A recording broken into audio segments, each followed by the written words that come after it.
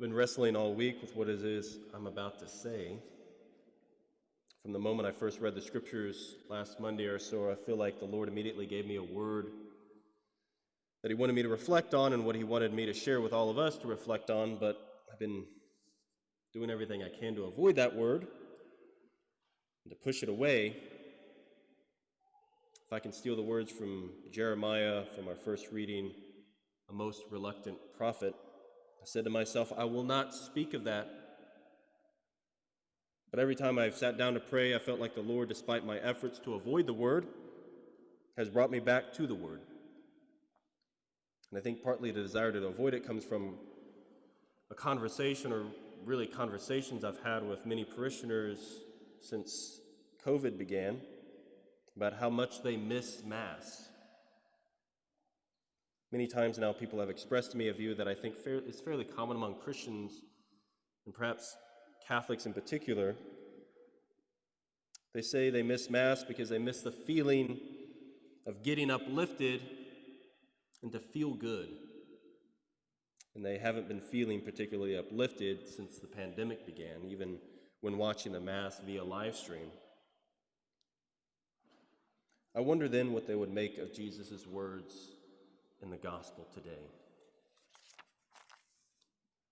In these days when our ears and our minds are being inundated, deluged by men and women running for public office, Jesus gives a sort of campaign speech, if you will. Only his speech doesn't sound all that uplifting, at least not at first hearing. Whoever wishes to come after me must deny himself, take up his cross and follow me. Whoever wishes to save his life will lose it, and whoever loses his life for my sake will find it. What would it profit a man or a woman to gain everything and lose their soul? Or what can a man or a woman give in exchange for his or her soul? For the Son of Man will return with all his angels in his Father's glory, and then he will repay everyone according to their conduct. If we can continue with the presidential campaign image, with the analogy between Jesus' words and the words we have heard last week and what we will continue to hear over the next several weeks, at what point in the middle of Jesus' speech would the crowd erupt in thunderous applause? When would the flag start waving? When would Jesus have to stop speaking so that the frenzied crowd would finally die down? I can't for the life of me picture that happening, and I'm sure you can't either. Jesus' words to me and to you this morning are direct and sobering. Very, very sobering. They speak to us. He, the eternal Son of God, who alone can teach us how to live an authentic human life, who alone can show me the way to happiness, who alone can lead me in the way that leads to lasting peace. He speaks to me and to you about ultimate things.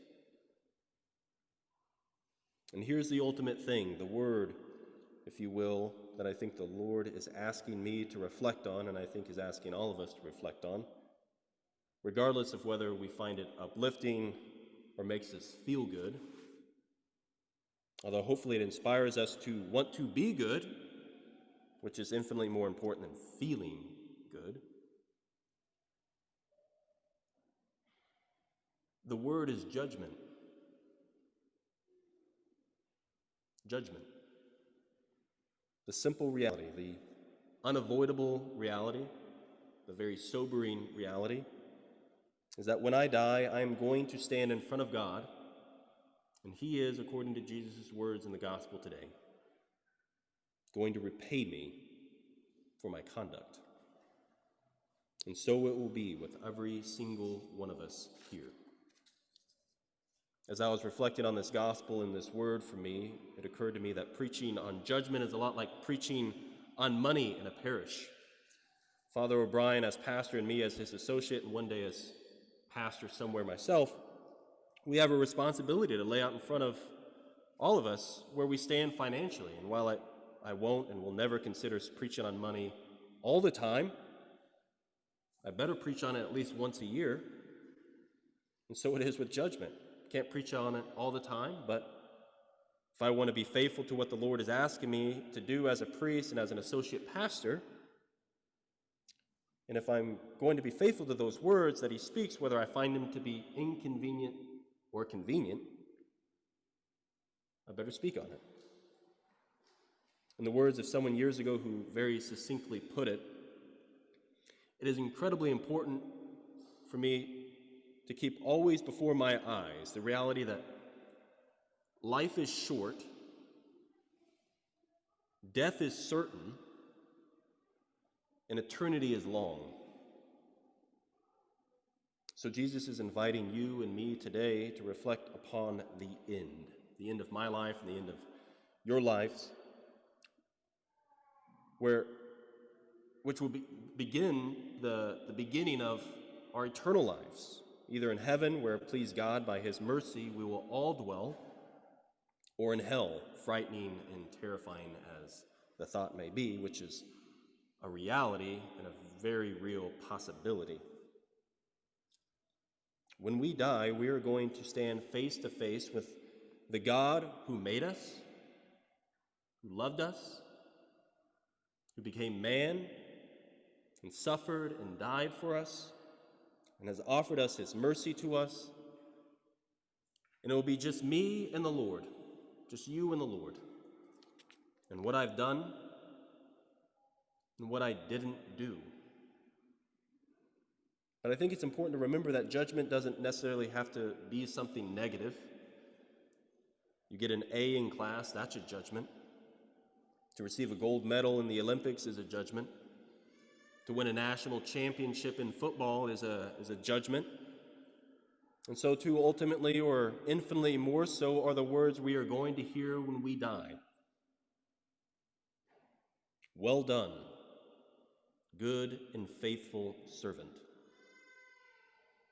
It's just as important to remember that those words aren't guaranteed any more than an A in class, the gold medal, or the national championship. St. John of the Cross, one of the great saints, heroes, and mystics of the church, once wrote that when we die, we will be judged according to one question.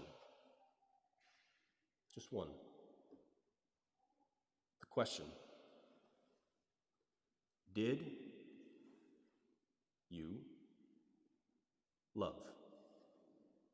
That is, did I love the Lord with all my heart, with all my mind, with all my soul, and with all my strength? And did I love my neighbor as myself? As we reflect on the reality of our judgment, a day which will surely come, let's beg the Lord for the desire to love the way we should, so as to hear what we all long to hear on that day.